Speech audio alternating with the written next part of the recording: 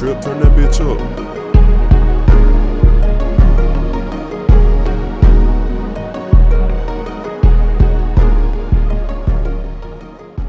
So, hello everyone. My name is Monte, and I am the CEO and owner of Geneva Entertainment Studios. And this is my first podcast that I've ever done. And yeah, welcome to the Art House podcast. And today I'm here with my guest, Tyrese. Hey guys. The first thing I wanted to start off with was giving you your flowers because you are an amazing, amazing dancer. I've seen you since high school. I've seen your growth. I really admired it a lot.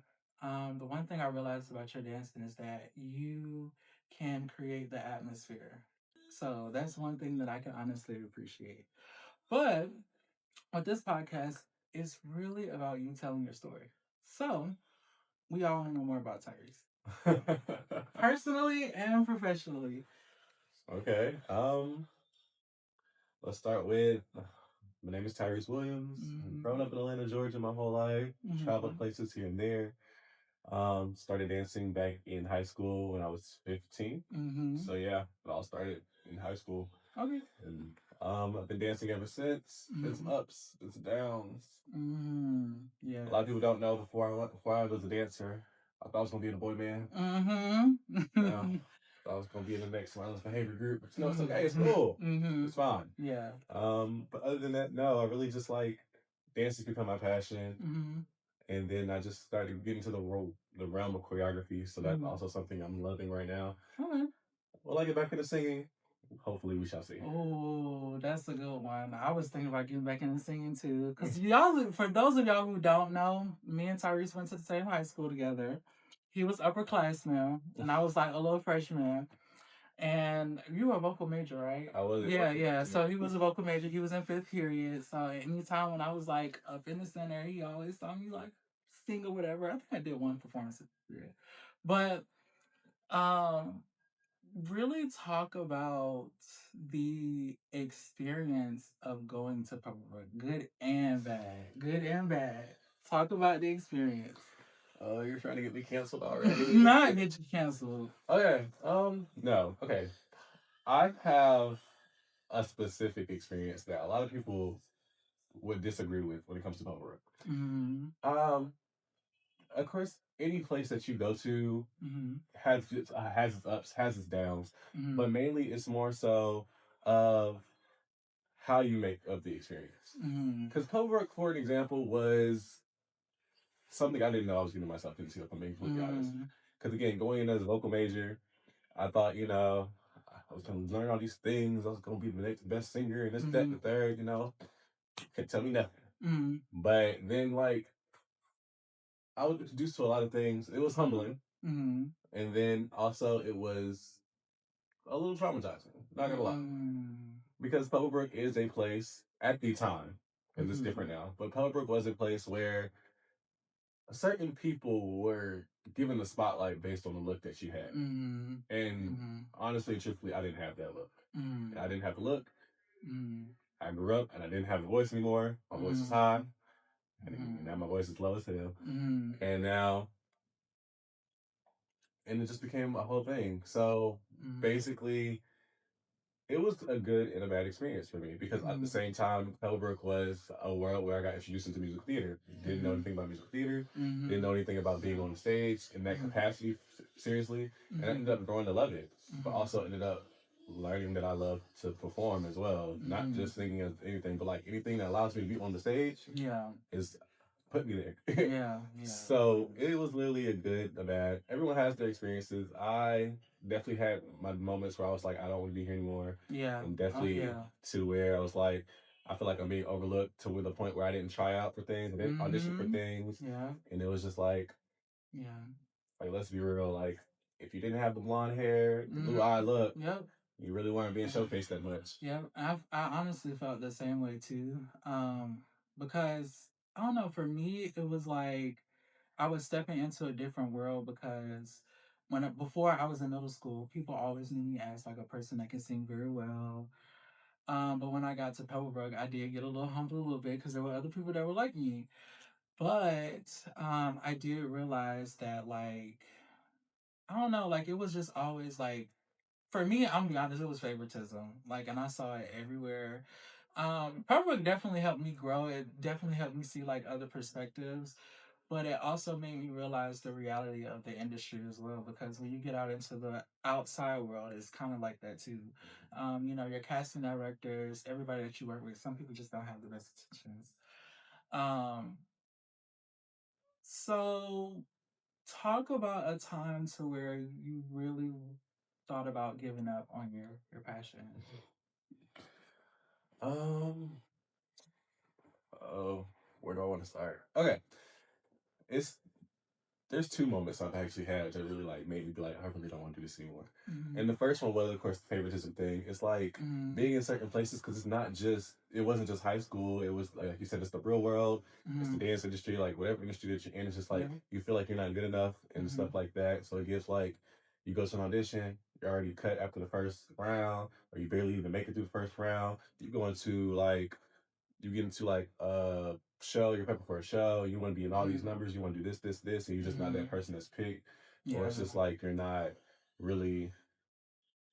My issue was it's like you never felt like you were the first choice.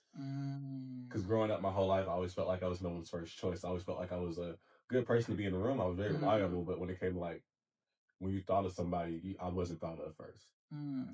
Something that I realized sometimes when you aren't the first choice in other people's eyes, you have to be your own first choice. And what I mean by that is you have to be the person to be the leader instead of the person that gets casted. You get what I'm saying? Because I think one thing that people don't realize, like, especially growing into the industry, sometimes you might be talent, sometimes you might be the person that's actually casting, sometimes you just might be creating your own work. Like, I mean, me, did I ever think I was going to be an executive producer? Fuck no. I honestly just thought about being like an actor and I just wanted to sing. But I realized I wasn't getting enough opportunities as much as I wanted to. So I just said, fuck it, in Virgo fashion. And I wanted to, both got the same birthday too. But I just wanted to start something on my own. And I wanted, people didn't have to understand me as long as I understood myself. That was the only thing that mattered. But like I said, I think for you, I think you're really meant to lead. Like when I see your work, the main thing that I talked about before was that you can be able to create the atmosphere. Not allowing dancers know how to do that. So if you're, I'm just saying, some don't. I've seen it, but I can say that that's a really important asset that you have, and it looks like you're very involved in what you do because you are. You love what you do. Yeah. So we're gonna talk about the singing. So, cause I kind of have like, why did you stop singing? Are you gonna continue back singing? Oh wow. Okay. Okay. For a very, very, very long time, I will say from when I graduated back in 2018, 2019. Ooh, 2019 to about I'll say maybe the end of give it like October 2025. Like that whole time frame, I gave up singing. It was just like I don't want to. I enjoy singing in the car, of course, singing in the shower, Like I know I don't sound bad, but it's like honestly and truthfully, like anything before high school, I was like singing, singing, singing. I want to sing, I want to do this. I was singing in church. I was singing to my mom. I was singing to my sisters. Like I was just singing in the house all the time. They used to tell me to shut up all the time too. But when I got to the public work, of course, it wasn't that. At first, it was a humbling thing, and I was like, okay, I want to grow and be better. But then it got to the point where it's like, let's be real. Nobody wants to hear a bass, a baritone for real out here trying to sing all these pop songs or give them like that limelight and stuff like that. Like no one's trying to do that, or and if they are, they weren't doing that public. And so it just made me feel like, and then everywhere we would go, everything we would do, it came like to even when we went to go see musicals in New York and stuff like that. It was like no one was like me. No one had like not even like my physique, but just like the voice type or just being showcased in that way. And it's like nowadays you see like R&B singers that with deeper voices being like that because back then it was only like the Vandross and you think of stuff like back then in the day. And so it's kind of starting to grow back now, but at that time frame, I just felt like I wasn't good enough to sing. Like I felt like I'm good enough to hold a part. I'm good enough to support, but I'm never good enough to be by myself or be solo. And it just got to the point where it's like, I don't want to sing in front of nobody. I don't want to sing in public. I don't want to sing. I don't like singing was not an option for me anymore. Like that's why dance became so heavy. But nowadays, I'm trying my best to get back into my singing days or at least abilities. Because again, like I wasn't one of those kids that could grow up and get a vocal coach. I wasn't one of the kids that could grow up and afford this to be like that. So everything that I've done, everything I've had was self-taught, self learned, or I got it as I went, or I just learned from other things and new experiences. So it's definitely something I'm trying to get back into. Like, and then me having my own artist now, like working with my own artist, she inspires me to actually want to sing again. So hopefully one day, you'll see me. There'll be an EP out for me one day. Yes, period. Platinum. I will be here. Yes. So when you have those moments to where you don't feel like you're good enough, because everybody has those moments, what do you tell yourself to uplift yourself? Okay, well, first I have to cry. I'm a big crybaby. Me too. Me Like too. I said, the workout has to go through all the emotions. Yeah. But first I do have to cry. But after that, I just have to tell myself, really, like, I really have to sit in my thoughts for a while and just be like, you know what? You're overreacting. You're being overdramatic. Because if you're not good enough or you claim not to be good enough, you're just not in the right space. Yeah. I'm about to say there's always a space. You're always good enough to do what you need to do. And if you feel like you're not good enough, do what you need to do to be good enough. Yeah, because exactly.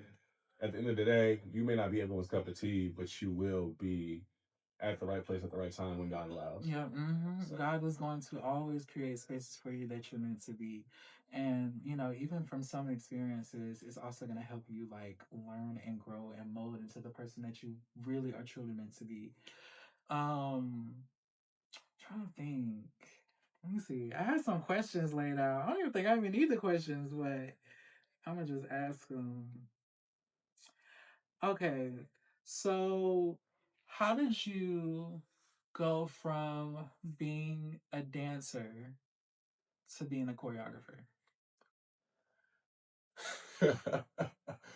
Oh, this is such a funny story. Okay. All right. So, growing up, of course, being dance, learning how to dance, dancing was cool. Da da da da. The first time I had to choreograph something was with one of my closest friends back when Pebble Mona. Yeah, we love Simona. I love Mona Slang. Love you, Mona. But we had to choreograph a music video for one of her clients. And it was like this whole thing, like me and her were working on it. We had to cast dancers, like we had to I literally had to dance with it and help choreograph it. So it was just like that whole thing. And it was in California. That was my first time going to California. We had to dance on the beach. So I was getting the whole choreographer experience in a chunk. And so I was like, okay, cool. It's my first time choreographing, but I'm not doing it by myself, so I feel a little more comfortable. Then after that, I didn't choreograph for a while because I was actually back in 2019, right before 2020, and then all COVID stuff started happening. So I really wasn't choreographing for a while after that until about, I'll say, 2024. And I started choreographing. I submitted to be in the showcase, and I choreographed. It was my first showcase. It was my first showcase. It didn't go the best, but the choreography was good. It's just like things happen. But no, after that specific moment, even though everything didn't go right, I was just like, this is fun, and I don't have to do what they want to do. I get to do what I want to do, and I get to see what I can come up with, and not just follow. That makes sense. Yes. Yeah. So, your experience, what are, for future choreographers, like, what is the experience of a choreographer like in terms of um, the business aspect, but also like the personal mindset as well of a choreographer for you? For me? Yeah. Okay. Well, the business aspect of it for sure is like, as a choreographer, you have to, for me, sometimes at least know what you're doing. It's okay not to have the full laid out plan or anything like that, but you have to at least have an idea, a concept, because you can't walk into a room and just be like, all right, guys, I don't know what I have to do, but let's see. Because like, yes, you can session with people and figure that out, but no, like when you're prepping for a show or you have like something or you just have choreography that you want to get out, you have to at least have an idea, a base, or something that you want to do. And then like it's all about your artistic mind. Like the only limits that you have is yourself. Like you can only go as far as you limit yourself. Yeah. So it's really the fact that if you say that you can do this, you can do this because you can produce it. And it also helps with like your creativity, expanding your limits. It's just all these things like choreography really does help the brain. It helps you, your brain, your confidence. It also makes you feel like a leader if you're trying to be a leader. So if you're really looking into trying to be a choreographer, I do say get into classes for one. Take from those classes and really see what you can like get out of them because you can always produce that onto somebody else. But also, it's also like remember the stuff that you did with other people. Yeah. Because it also helps you learn what not to do when working with people. Yeah. My biggest thing is I always read the room. Whenever I'm on a project, I read the room. I learn from rehearsals, and I always take mental notes of okay, so this happened. Make sure this doesn't happen when it's my turn to lead something. So I always make sure I make those mental notes because I always want to create a safe rehearsal space, a fun rehearsal space, but also a productive rehearsal space because no one wants to be strict the whole time. But also we can't have fun the whole time too because we have business to take care of. Yeah. So it's always knowing about that balance as well. Gotcha. Okay, so have you ever done choreography for a production? And if you have, how was that experience? I haven't done it for like a big production yet. I've choreographed one pageant. I choreographed one pageant like all by myself. I choreographed one pageant, and I'm not gonna say I wasn't ready for the project. I was just saying I didn't know what I was fully signing up for. Because dancing in the pageantry system, of course, I've been in pageants and like people have been things, but also it's just like when you go to a pageant, the judges are looking at the contestant, they're not looking at the dancers. And if they're looking at the dancers, they're looking at the dancers to dock them, if I'm being completely honest. Because my thing is, you can put on this amazing production, talent, or whatever you want to call it, but if the client or the person, the contestant, isn't like giving or standing out, it's not. It doesn't matter. Like everything you just did does not matter to them because it is at the end of the day a competition. So from a dancer standpoint, like what we did was great, but from the judges standpoint, it's like the clients they said didn't stand out. It's like, um, just he didn't give like it didn't give leader of the thing. It gave more of like I was a part of a dance production, not like this is my talent. This is for me. These are my dancers. So with that whole experience, it gave basically okay. So you have to look at it as if you're choreographing for an artist, which they really are. So you're choreographing for an artist, which helps me more because I love choreographing live things. Like music videos, visuals, they're cute. I love them. Like don't get me wrong. If you can do that, we can do that. But I love performing live for a crowd and stuff like that. So it's also like that would be like my first production, I would say, one and only because other productions I've tried to choreograph for or was prepping for didn't fall through. Like things have canceled, things happened to where it didn't go. And that was also a big part of my life to where I was like always wanting to like choreograph this, that, and the third. It's like I was prepping for this, and then something happens and that stopped. I was choreographing for this. It seemed like when it was always my turn to do something, it was like, oh, not yet, because something always happened and then it just stopped. I was like, okay, well, what now? right. Yeah. So yeah, but I do look on. I do plan on having more productions under my belt. So. Well, I do think one thing I can say is that's a when you were talking about um like when you have to deal with productions that get canceled and you always kind of feel like, oh, what do I do now? I think that's good that you keep going because some people, once things stop, they just give up. And with this, you can't really give up because there's going to be a lot of ups and downs within this process. Let me see. As a dancer, when you're dancing, what goes through your mind when you're actually performing? Like, I would say, like, depending on, like, I would say, like, depending on, like, what you're, like, I don't know if I'm trying to say this right, but whenever you're dancing, what do you feel in that moment within yourself, basically? I just be like, hey, I'm on stage. I'm being completely honest, cause it's like it's different depending on the preparation of the project. Because it's moments and times where you only have 3 days to prep. There's times I've done the thing, I've done a show with 3 days of rehearsal. I've had 3 months of rehearsal. But always at the end of the day, whenever I hit the stage, I tell myself that no matter what it is, how simple it is, or how complex the piece may be, on stage they're looking at you, and this is your image. So you have to make sure that at least you're doing well. But also, it's like me being a Virgo, it's hard for me just to think about myself because I'm also thinking about everybody else on stage. Because even though it's my vision, it's like my brand. The people that you surround yourself with on the stage also represents your brand as well. So it's really like in my head on stage, make sure this is perfect, but try not to be a perfectionist at the same time.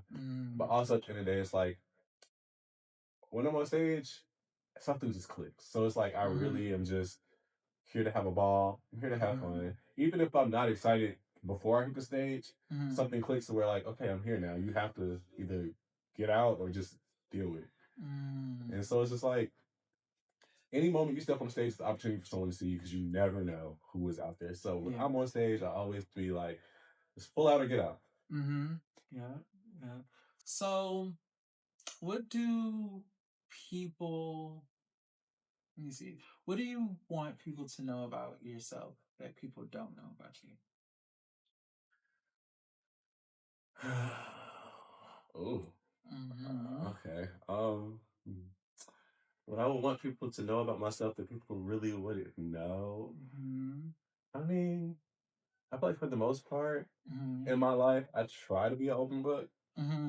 But I would definitely say I'm. I want people to know that I am not as what's the word? I don't want to say judgmental, but I'm being a Virgo. You know, people feel like we're just these heartless, manipulative, non-care caretaking, giving type of people. But it's just not that. I'm really caring. I really like try to do my best to look out for the next person. Even if I don't have it, I make sure the next person has it. Like I really would do my best to help the people. And people don't. I don't think people know the how much helping people makes me happy. And so choreographing is a way of me helping people because it's a way of yes, I'm producing my own work, but it's also like I love showcasing people in spaces that they have never been in before. I like to give people opportunities to be in spaces or do like dance styles that they want to do. Even if I don't know how to do it, I'm gonna find my way to learn what I can and then produce it to where I can give it to you and you can perform on stage. Like one thing I can proudly say is I've given a few people a chance to actually be on the stage performing in front of people for the first time, getting into dance, like and now wanting to dance. Like I have people that actually want to learn how to dance more. So I just want people to understand that I love helping people. And it's never, oh, I'm helping you because I want something in return. I'm helping you because it makes me happy and it makes me thrive. It makes me feel it fulfills me. So I'm not as mean as you think. Just Well, speaking of dancer, I might be learning how to dance. I ain't gonna lie, I ain't got shit. I don't know shit, but I'm open to the challenge. I will definitely come to you first. I know you're probably gonna be hard on my ass, but I'm gonna take the challenge.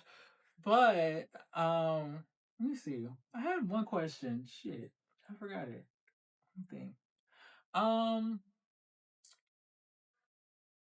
I guess going back to, of course, like the Virgo thing, everybody feels like we're heartless. I I get exactly where you're coming from with that because some people sometimes feel the same way about that about me, and um, I mean, I care about people a lot. I may not voice it, but I do because I feel like everybody has room to really be able to tell their story. Well, as I must say, this is the end of this podcast. I had an amazing time Me too. interviewing you. It was so fun. And I'm definitely gonna be looking forward to seeing more of your work. I think everybody else should be looking at his work too, because again, he's an amazing dancer. But yeah, again, it's a platform where you can tell your story. There are gonna be so many, many, many, many more opportunities for you to tell your story. But yeah, bye guys. Bye.